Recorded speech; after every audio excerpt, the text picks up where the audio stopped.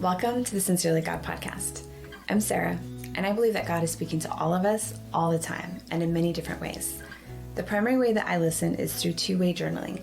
And on this podcast, I share excerpts from my journaling time with God, which are really inspirational messages spoken from the perspective of God to you.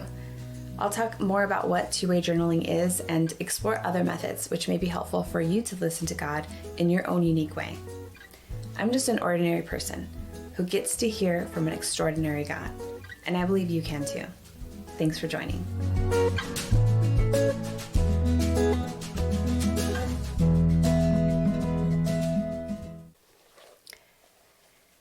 Hi, so I just wanted to do a quick shout out to my friend Elizabeth Lopez and her new book that she just published. It's called All That I Am, Finding Healing from the Wounds of the Heart, Mind, and Soul. And Elizabeth is a dear friend of mine.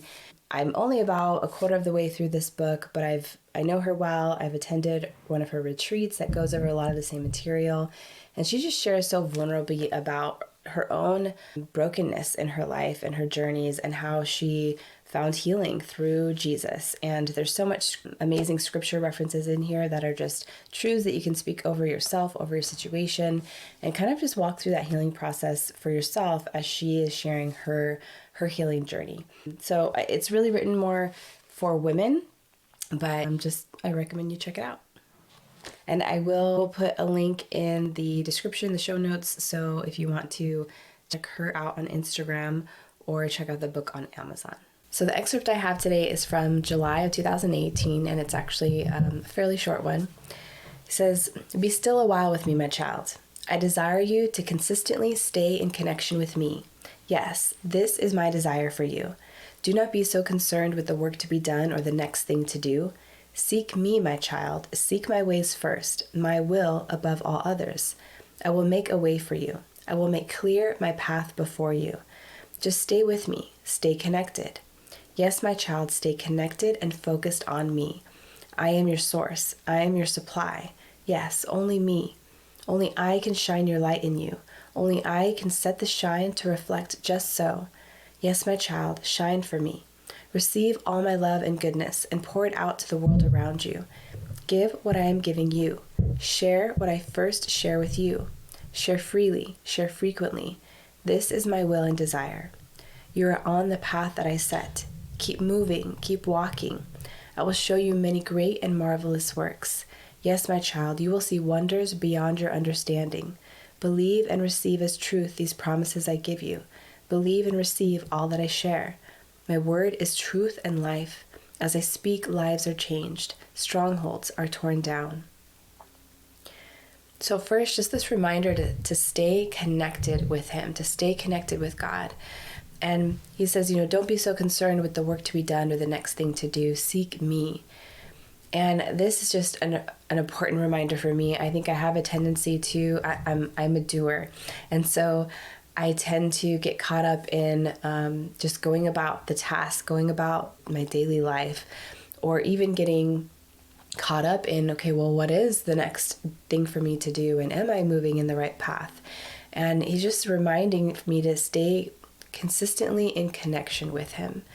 And I think it goes back to how I've shared before just about the importance of being still, and that stillness can look many different ways. And so this idea of staying in connection with God, I think the practical aspect of what does that look like, that can be different from one person to the next, or even from one season to the next. But this reminder to stay focused on God, to stay connected to God, to seek God first. And sometimes that can be just reminding yourself, being intentional about resetting your focus, your perspective. And you may have a very busy life right now and you don't have time to, spend hours just being still, walking in nature, or whatever that is for you. But can you take 5 minutes, or even just taking a deep breath? And in that moment of taking that deep breath, just kind of setting internally your focus on God and tuning in to that deepest, truest, purest part of you. And almost as a reminder. So maybe you're about to make a decision, or you're about to step into a meeting, or have a talk with a friend or a family member.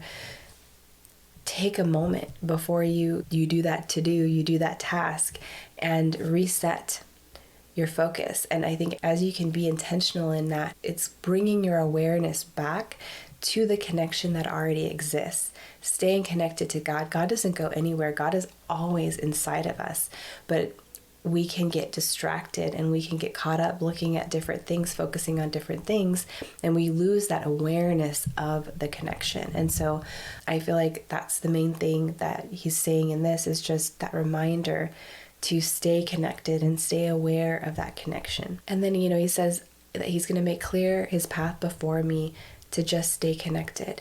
I think that I tend to get caught up in, well, am I making the right choice? Am I doing the right next step? Am I focused and being intentional and kind of following the right path? And I think what he's reminding here is just, as long as we're staying connected to God and we are being aware of that connection and being intentional about seeking God and keeping our focus on him, then we're going to walk down that path. Like, he's going to clear the path before us and walk alongside us as we go down that path. And so sometimes it's less about figuring out what that exact next step is, and it's more about just remembering and shifting my focus to who God is with me and in me, and being aware of that connection. And then I love where he says, only I can shine your light in you. Only I can set the shine to reflect just so.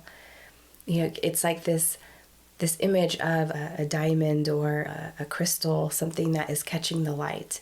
And just like, diamonds have different cuts on them. They're designed in different ways, and depending on what that design is, it's going to catch the light and shine it back in a unique way. And I think that we are all so uniquely created, and God is the one that designed us exactly who we are and those unique aspects. And so only God can set us just so. And if you think about a jewel that's maybe catching the light, there is a particular place setting, in relation to the light, that it's going to reflect it and shine it in its most beautiful way, its most unique way. And because God designed us and he knows all of those unique aspects and attributes about ourselves, he's the one that knows exactly how to set us so that we can receive his light, right? We can receive his love and his goodness, and then we can shine that back into the world around us. I think part of that is where he's placing us, right? It could be the family that you're in, the workplace, the community, the friends that you have in your life. There is a setting to that. And sometimes God brings people into your life, and you can't deny that it was, divinely orchestrated, of just how things worked out. And I think that can happen in a lot of ways. But whether it's setting us as in what geographic location or what set of people around us, or setting us from, well, how are we even healthy and balanced within ourselves? And how are we living our lives according to that unique design that he created in us? Allowing God to set us just so. And remembering that in that uniqueness, that the way that we shine God's light, the way that we reflect God's love to the world around us, is going to be unique to us. It's not going to look exactly the same way as the next person. Even like I share with this podcast, this is a unique way that I am sharing. This is something that is just a part of who I am, and it looks different than other people who have podcasts. Like, I have a friend that has a podcast, and I'm looking forward to, eventually we're going to have to do a joint one, but it's called Devotions with Dre. And I love her podcast, but her approach is very different from mine. She always has so much biblical insight, and she's digging into just understanding on deeper levels. And if I tried to shine my light the way she shines her light, like, I would fall short, because that's not how I was designed. So I think just that reminder, not only that you are unique and you're going to shine differently, but that God is your designer, and allow him to set you so that you can reflect his light just so. And then this reminder that he says, receive all my love and goodness and pour it out to the world around you. give what I'm giving you, share what I first share with you. This idea that we need to receive first. We need to receive his love. We need to receive his goodness, his kindness, his mercy, his grace. As we receive, then we can share. And I think there's a lot, even when you look at just some of the, call it commands in the Bible about, love your neighbor as yourself, and even just what it looks like to be kind, to be gracious, to love people who don't love you back. The only way that we can do that is when we're receiving from God. And all of these instructions, these commands, these ways of living your life, none of it is intended to be done on our own or through our own strength, our own power, our own ability. And so just this reminder to receive first and to receive fully, receive God's love. How can you love the world around you, the people that are in your life well, if you are not first receiving fully his love for you? And so I think that might just be a reminder. Sometimes we can get caught up. We can get caught up in the doing, and we can get caught up in caring for everyone around us, that we lose some of that time or intentionality to receive for ourselves. I understand that we all have different seasons of our lives and we have different responsibilities. It's not going to look the same for everyone, but finding what is the best balance for you in this season that you're in to still receive and to give out of what you are receiving from God, and to not just try harder to give what you don't have, but to receive. And then I appreciate his reassurance to me that I'm on the path that God set. I tend to get caught up in, well, what's the next step? And am I making the right choice? Am I going the right direction? Am I moving forward? And he's just saying, keep moving, keep walking. And if you think about the picture of maybe taking a walk in nature and you're walking along a path, it's not about how quickly can you get from point A to point B. And I think that is a good metaphor for life. It's not about how quickly and efficiently can we get to the end of our life, right? It's about walking in this life. And just like you can be, present on that, nature trail, and you're appreciating what's around you, and you're kind of taking your time in a way and moving forward. I think we can take that approach with our life and just remember to be present in the moment and to not rush and to not stress and strive, but to know that if we're staying in connection with God, if we are being intentional to reset our focus and our awareness on this connection that we have with him, then he will lead us along the path. He'll walk alongside us on the path, and we don't need to rush and we don't need to worry, but to just keep moving forward.